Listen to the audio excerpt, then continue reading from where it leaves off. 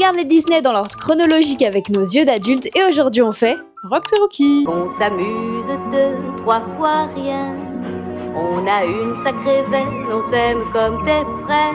Alors, c'était pas la première fois que tu le voyais toi? Je sais pas si c'était la première fois parce que je l'ai peut-être vu petite. Franchement, je m'en souvenais pas du tout. Moi je me souvenais bien du début, bien de la fin. Mais logique, parce que comme dans certains qu'on voit en ce moment, en fait, l'histoire elle tient la route au début et à la fin. Mais par contre, au milieu, ça part toujours dans autre chose. Comme si l'histoire n'était pas assez forte pour la faire durer. Moi ça m'a un peu fait penser à Bambi, mais c'est encore la thématique de la forêt. Là on enchaîne beaucoup de films qui parlent d'animaux quand même. Grossièrement pour l'instant on a que ça, vivement qu'on se reprenne une princesse. Quand même que ça distingue deux types de films avec les animaux. Il y a les films avec les animaux où les animaux sont des animaux. Par exemple dans Rox et Rookie, c'est un chien, son personnage n'est que ça. C'est un renard, et bah c'est un renard, ça va pas plus loin. C'est pas comme dans Robin des Bois où ils ont des métiers, même dans le livre de la jungle. Et je pense que je préfère côté Robin des Bois et livre de la jungle que côté Rox et Rookie. Rox et Rookie j'ai bien aimé, c'est très mignon. Franchement c'est assez triste quand même. Quand il est petit c'est adorable. Ouais. Oui ça commence par c'est adorable mais après ça devient vite horrible quand même. Moi j'ai failli pleurer Moi je confondais pas mal Rox et Rookie quand j'étais petite parce que je trouvais ça plus logique que Rookie soit attribué au renard vu qu'il est roux. Je pense que Rookie c'est parce que les rookies c'est les jeunes, tu mais vois. ouais, mais c'est pas écrit comme ça. Et Rox, Fox. Ah ouais.